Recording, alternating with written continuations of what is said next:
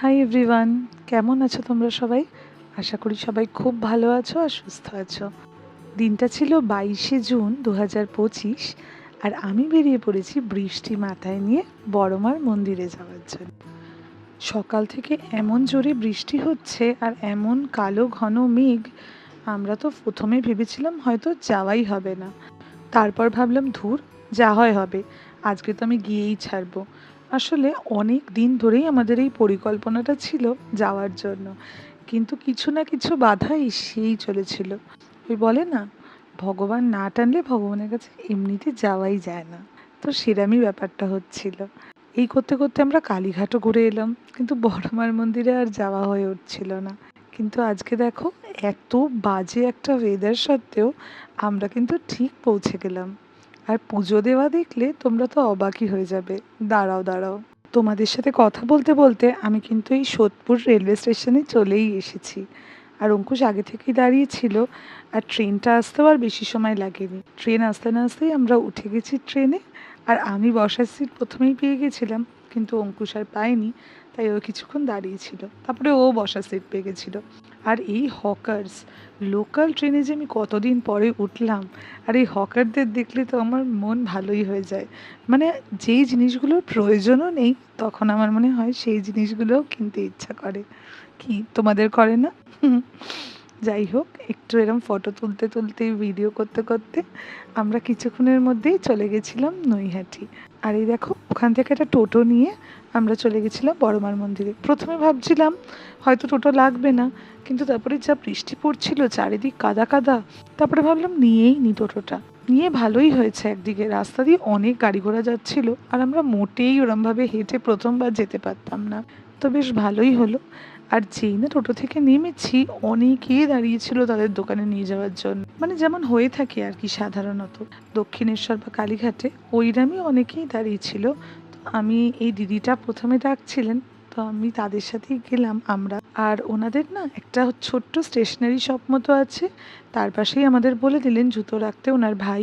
তো আমরা ওখানে জুতোটা রেখে আর আমাদের ছাতাটা ওনাদের দোকানে রেখে, তারপর ওনাদেরই সামনে একটা ডালার দোকান ছিল, সেখান দিয়ে আমাদের বললেন ডালা নিয়ে নিতে। তো ডালার দোকানে সাধারণত যা দেখলাম আমরা, যে 2 রকমের বা 3 রকমের ডালা ছিল, মানে 3 রকমের প্রাইস রেঞ্জে।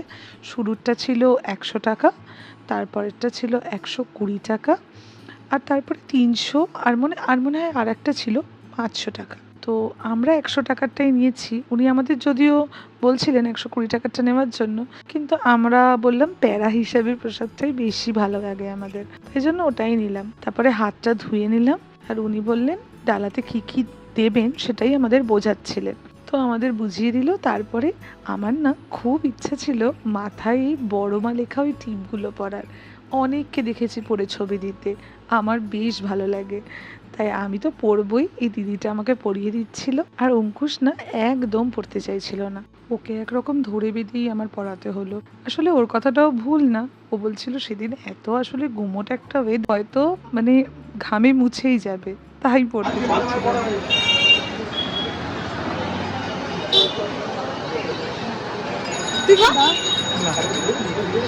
গলে গলে পড়বে, আমি পড়বো গলে গলে পড়ুক না একটু।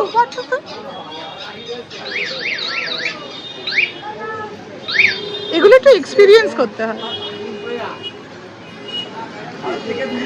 বেশিরভাগ ব্যাপারেই আমাদের দুজনকে আমি এইরমই দেখেছি এখনো অবধি, মানে পোলস অ্যাপার্ট। আমার যেটা ভালো লাগে ওর মোটেই ভালো লাগে না।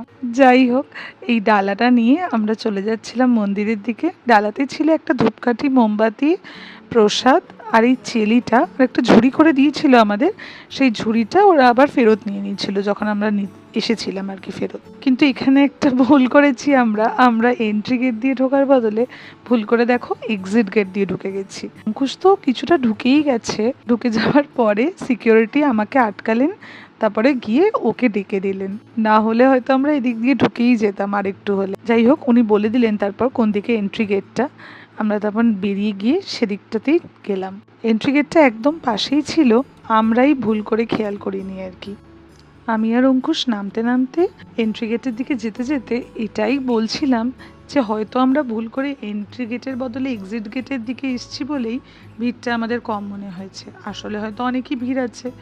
আসলে আমরা সব সময় মানে টিভিতে হোক কি লোকের মুখে হোক যখনই শুনেছি বড় মায়ের মন্দিরের কথা, শুনেছি নাকি অনেক লাইন পড়ে, অনেক ভিড় হয়, তাই অনেক তাড়াতাড়ি গিয়ে পুজো দিতে হয়, সেরমই আমরা জানতাম। তো আসার পর দেখছি সেরম একটা কোনো ভিড়ই নেই, মানে লাইন তো নেই কিন্তু ভিড়ও নেই কোনো দিকে।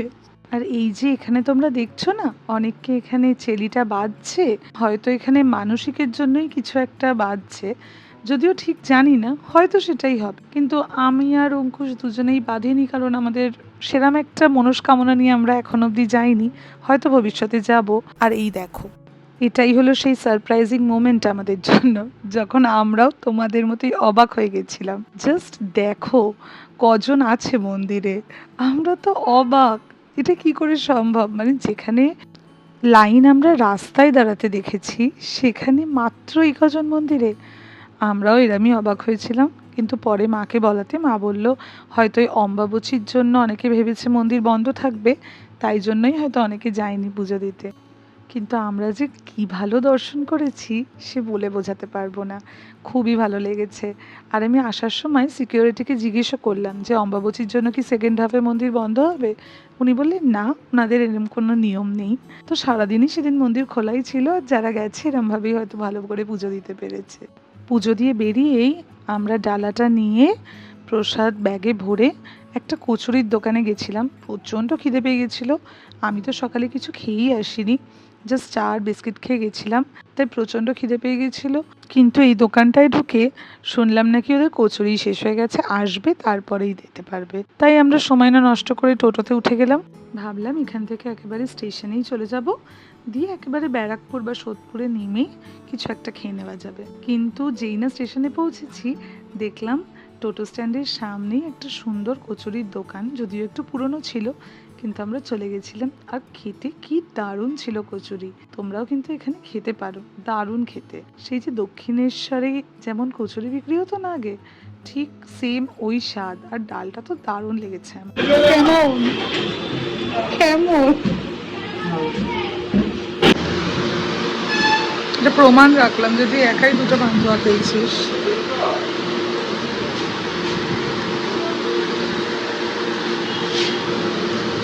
কেমন একটু এই মাস্টার শেফ খেলা খেলে আবার আমি খাওয়া শুরু করলাম। কচুরির স্বাদ দারুণ ছিল, আমার তো ডালটা ফেভারিট হয়ে গেছে। এর পরের থেকে আমি যতবারই যাব এখানে পুজো দিতে, আমি তো এই দোকানটায় খাবোই খাবো। যদি আমি মিষ্টি খুব একটা পছন্দ করি না, তাই আমি মিষ্টি নিইনি, কিন্তু অঙ্কুশ আমার ভাগেরটাও খেয়ে নিয়েছে। তারপর তো সেই কি হয়রানি, বাপরে বাপ। আমরা লালগোলা এক্সপ্রেসে উঠেছিলাম, সেটা তো ব্যারাকপুর ছাড়া আর অন্য কোথাও দাঁড়াবে না দমদমের আগে। তার সেই উঠে আমার কি না শরীর খারাপ, এত কোমর একটা গরম হয়ে গেছিলো হঠাৎ করে, খুবই খারাপ লাগছিল। যাই হোক, তারপর ব্যারাকপুরে নেমে আমরা অটো ধরে একেবারে সোদপুর পৌঁছালাম। আমাদের যদিও প্ল্যান ছিল যে আমরা দাদা বৌদিতে যাব, কিন্তু আর যাইনি, এত খারাপ লাগছিল শরীরটা। অনেক দিন পর অটোতে উঠে আমার তো বেশ ভালো লাগছিল এই হাওয়াটা। Hi everyone. वो केवल हमारे पिताश्री नहीं है भरत। এরকম করছিস কেন মুখটা? साक्षात धर्म है और उनके पश्चात পুজো দিয়ে আমরা আমাদের বাড়িতে চলে এসেছি। আমি চেঞ্জ করে কার্ড দিয়েছি, আমাকে একটা কার্ড দে, তোমরা দুটো লাগিয়ে জীবিত रहते निभाए অসভ্যের মতো। ব্লগে উঠলো এটা, তোর মাকে বললি।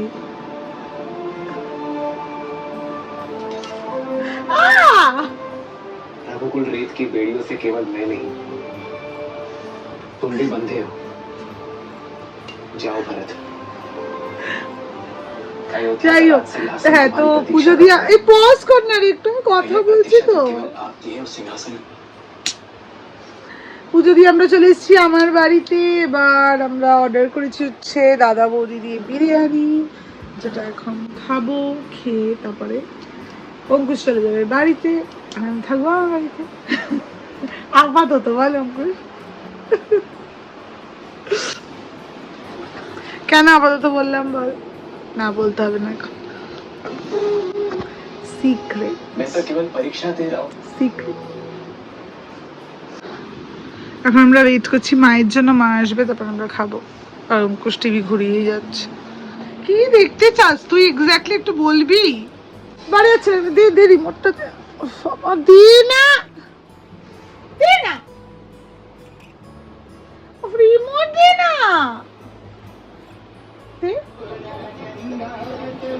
ये उन दिनों की बात है।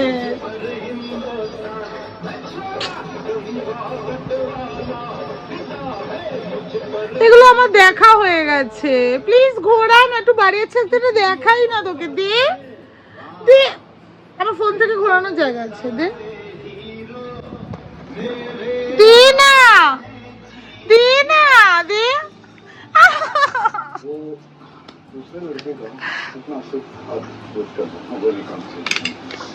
नहीं नहीं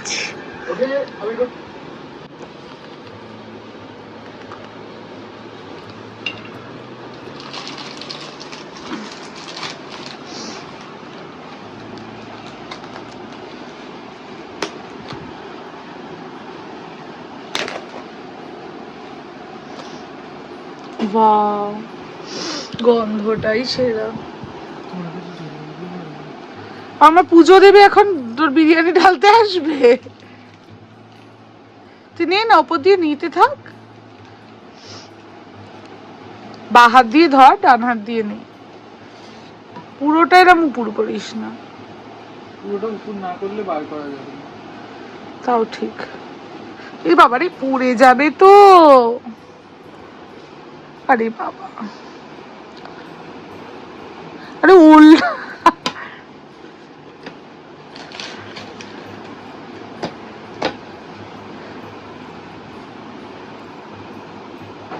আস্তে।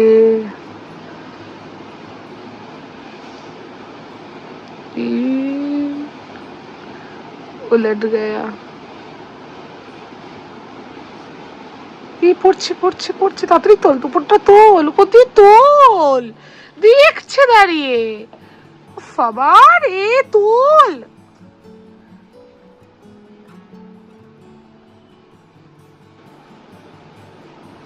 রাইস নেই, মাংসের পিস গুলো কি দিয়েছে। রেওয়াজিটা আমায় দিবি। আলু দেয়নি এক্সট্রা? না এক্সট্রা আলু দেয়নি। না অর্ধেক নেই, অর্ধেক নেই, আমার মা আলু খায় না। তুই স্টার্ট কর, আমি এখন খাবো না বললাম তো। পিছনের দিকে ঠেল তো থালাটাকে, खा के बताओ कैसा है, हाउ इज इट। টেক্সট করে দিয়েছি, ফোন করে নে একবার। কেমন বল। ভালো। মা মাখছে এখন ময়দা, কারণ হলো আসবে আমার বন্ধু, মানে স্কুলের ফ্রেন্ড ঈশিতা আর ওর মা, তাই জন্য। আরে কি করেছো মা, লুচির সাথে কি করবে? কাবলি চানা পনির দিয়ে, মানে চানা মশলা টাইপের, তাই চানা মশলা না, এটা এটা আমি ঘুগনি টাইপ পনির দিই। আচ্ছা, তো ব্যাস এটাই মেনু। আর মিষ্টি আছে। এটাই মেনু।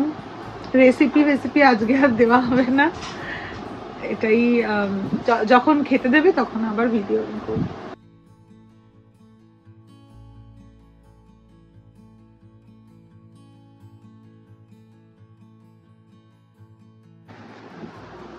হাই এভরিওয়ান, তো এখন বেজে গেছে হচ্ছে 9টা। ঈশিতারা জাস্ট এখনই গেল। আর একটা বড় মিস আপ হয়ে গেছে, এটা হলো ওদের ফ্রিজে নাকি সাপ ঢুকে গেছে, মানে তাড়াহুড়ো করেই চলে গেল। তো মানে ওরাও কমফোর্টেবল ছিল না ক্যামেরায় আসতে, তাই আমি আর কোনো ফুটেজ নিইনি। তো ব্যাস আজকের জন্য এইটুকুই, তোমাদের সাথে দেখা হবে আবার নেক্সট ব্লগে। বাই।